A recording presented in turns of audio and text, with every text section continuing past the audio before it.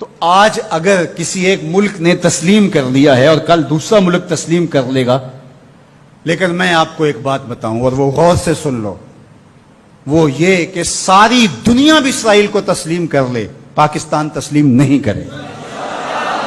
وہ کیوں؟ اس لیے کہ ہماری اساسی نظریے کی ہے، ہمارا وطن بنا ہی دو قومی نظریے کی بنیاد پر ہے۔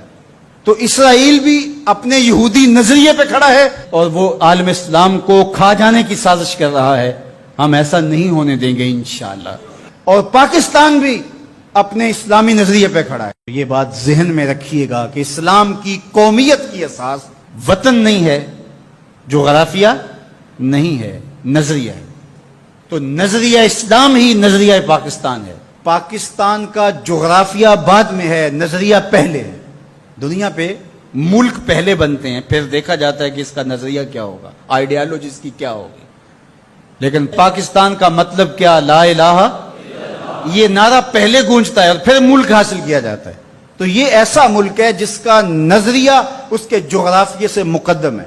دنیا کے اوپر ایک اور ملک بھی ہے جس کا نظریہ اس کے جغرافیے سے مقدم ہے، بلکہ اس کا جغرافیہ ابھی تک متعین نہیں ہے، وہ اسرائیل ہے۔ وہ یہودی نظریے پہ قائم ہوا ہے، اس کا نظریہ پہلے تھا اور جغرافیہ اس کا ابھی تک مکمل نہیں ہے، اس کی کوئی سرحدات متعین اور طے شدہ نہیں ہے، ہر سال پھیلتی ہیں۔ چونکہ ان کا نظریہ غالب ہے اور وہ نظریہ یہود کے اوپر اس ملک کو حاصل کرتے ہیں، اس ٹکڑے کو حاصل کرتے ہیں، پھر اس کے بعد اس کا جغرافیہ پھیلنا شروع ہوتا ہے۔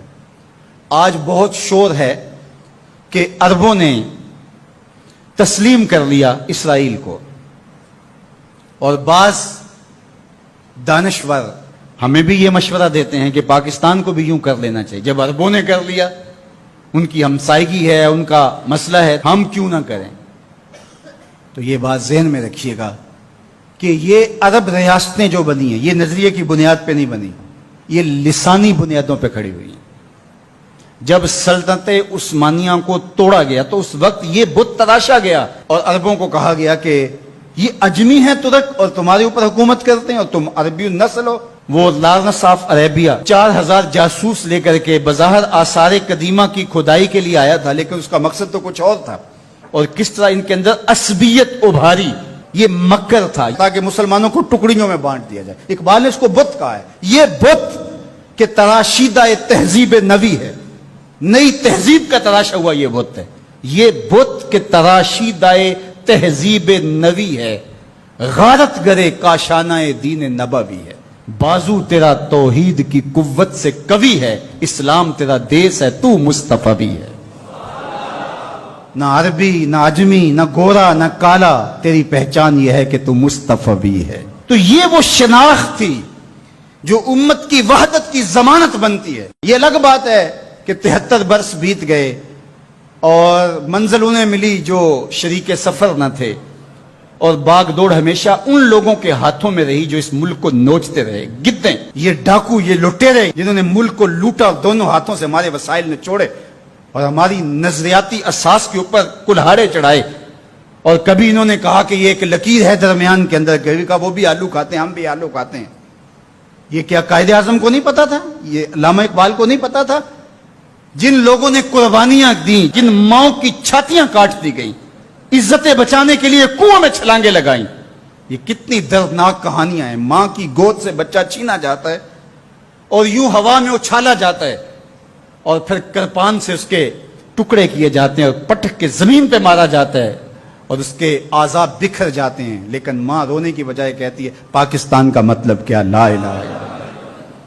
کیا یوم حساب نہیں آنے والا جنہوں نے اس ملک کو نوچا ہے، اس ملک کے نظریات پہ کلہاڑے چلائے ہیں، مختلف جگہوں پہ بیٹھ کر کے اس ملک کو کھوکھلا کرنے کی کوشش کی ہے؟ وقت آنے والا ہے، یہ ملک مٹنے کے لیے بنا ہی نہیں ہے، یہ قیامت تک قائم رہنے کے لیے معرض وجود میں آیا تھا۔ یہ ملک امانت ہے اللہ کی ہمارے پاس، یہ رسول اللہ کی نگاہوں کا فیضان ہے۔ میرے عرب کو آئی ٹھنڈی ہوا جہاں سے، میرا وطن وہی ہے، میرا وطن وہی ہے۔ میں یہ بات ہر سال کہتا ہوں کہ اللہ رسول کے ساتھ تو ہماری محبتوں کا رشتہ لازوال ہے، لیکن اس ملک کے ساتھ ہم ٹوٹ کے محبت کرتے ہیں، اس لیے کہ اس ملک نے اسلام کی نشأت کے لیے بنیادی پلیٹ فارم بننا ہے۔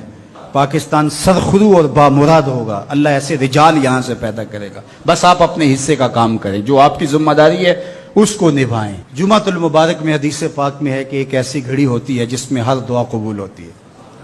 تو میں آپ کی آمین کے ساتھ آج کی ان مبارک گھڑیوں میں یہ دعا کرتا ہوں، اللہ میرے وطن کی خیر فرما، میرے ملک کو امن کے اجالے عطا کر، میرے ملک کو اپنی رحمات کا سایہ عطا کر دے، میرے ملک کو معیشت کا جمال عطا کر دے، ملک کی نظریاتی سرحدوں کی اور جغرافیائی سرحدوں کی مالک حفاظت فرما۔